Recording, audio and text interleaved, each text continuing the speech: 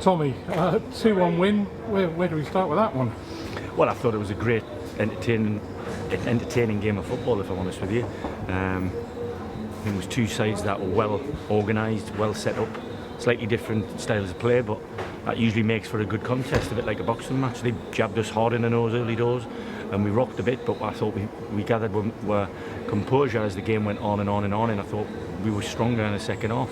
I have to say, I thought we deserved to win the game in the end. They came here with a game plan, didn't they? They tried to nullify your attacking threats, and you've had to show a different type of Kings Lynn tonight, haven't you? A little bit. Well, I mean, I think we had to show a little bit of resilience because it's the first time in the season we've gone behind. But you know, we don't panic. We know what we know what we're about. We know what we want to do and try and achieve.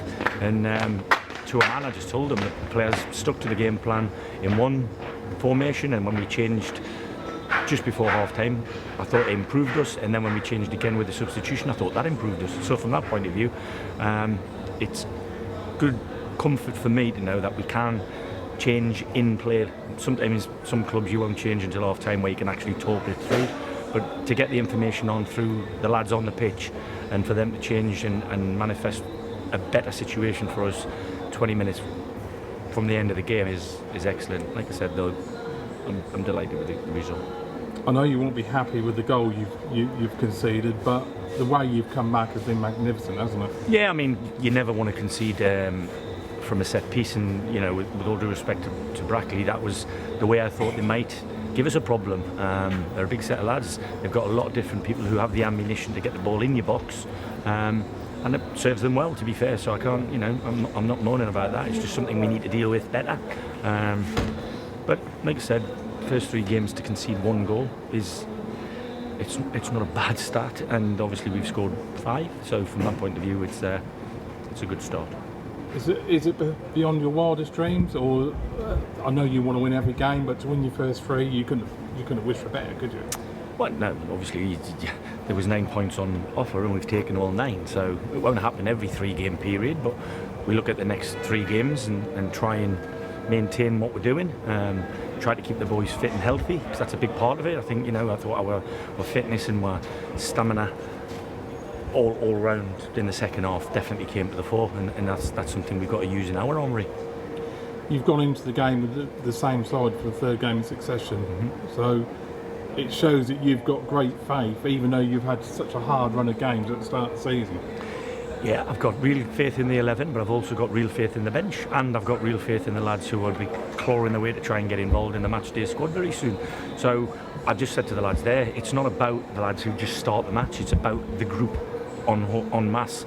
Like I said, we will change in game a lot, near enough every game, I would imagine, in terms of personnel. But if that's the 11 that start because they're doing what they're doing, they're setting it up every week, then well, if it's not broken, you don't have to fix it. I mean, tonight you're playing against a side who I think they've been in the playoffs the last 3 or 4 seasons. So is that a good? Do you look at this result and see it as a good way you measure where you're at? Well, it's a good litmus test, isn't it? I mean, at the end of the day, people might argue that, with all due respect to Bradford and Blythe, that they won't be in the mix, but nobody knows. It's that early in the season.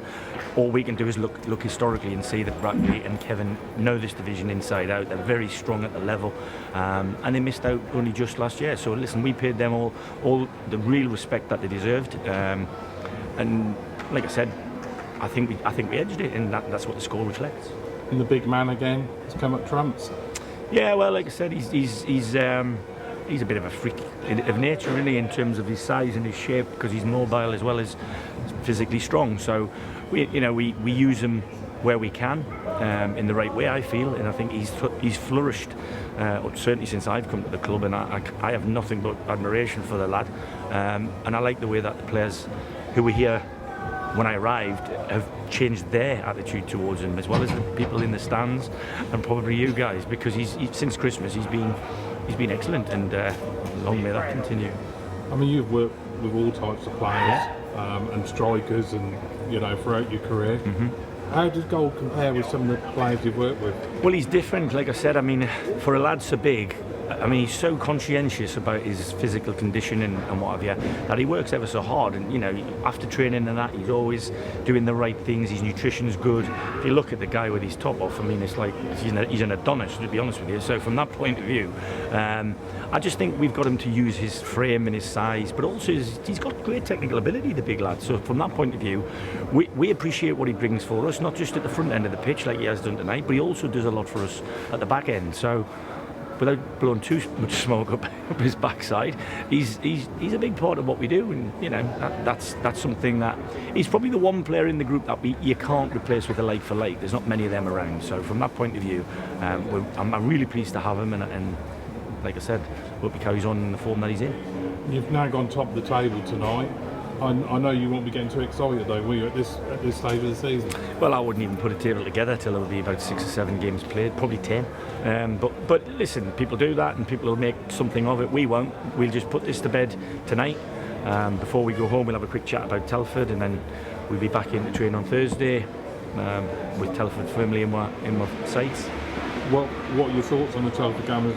Every game's tough, isn't it, at this level? Yeah, we'll have had them watched again this evening, so we'll do our homework over the next couple of days before the lads are back in, and then I might be able to tell you a bit more after the game. So yeah, I haven't really looked at it. Like I said, we do literally take one game at a time, and this was in my focus because it needed to be, and we had to give everything that we had to get the result that we wanted, and that'll be the way we approach every game. In terms of performance, would you say it was a better performance tonight than the first 2 wins, the fact of who you were playing? Well, again, I have to assume that this is more of a litmus test for the top end of the table because of what they've done previously. But ultimately, it's an early season game. Both sides are probably feeling their way a little bit, you know, us as well as them. But yeah, I think the performance is better because it was a more competitive game, I felt. I thought we were in much more control of most of the game in the other 2 games, whereas this one we grew into it, having been punched on the nose, like I said, and then composed ourselves and then got back into the ring and ended up being dominant, I felt. And in terms of fitness, has everyone come through unscathed? I'll know tomorrow. We'll check with the lads tomorrow, and hopefully we'll be back in en masse to train on Thursday. But nobody's whinging in there about being. You never do when you win. It's only when you lose that you get knocks and niggles. Yeah, because I mean Theo had got a knock at the start of the second half. Yeah, he was carrying a little one. I think Adam Crowther was as well. But again, fair play to them. They don't want to come off the pitch, which is brilliant. And they've given everything they've needed to give to get us a positive result. I mean, even I don't know if that's my eyesight, but even Michael Croonan seemed to be walking a bit gingerly in the first half. Is that just, was he carrying a knock of any kind, or? Not that I'm aware of. He's like a little dynamo him, so I don't expect him to be sitting still for long at all. So even if he has had a knock, he'll be okay tomorrow. Skip.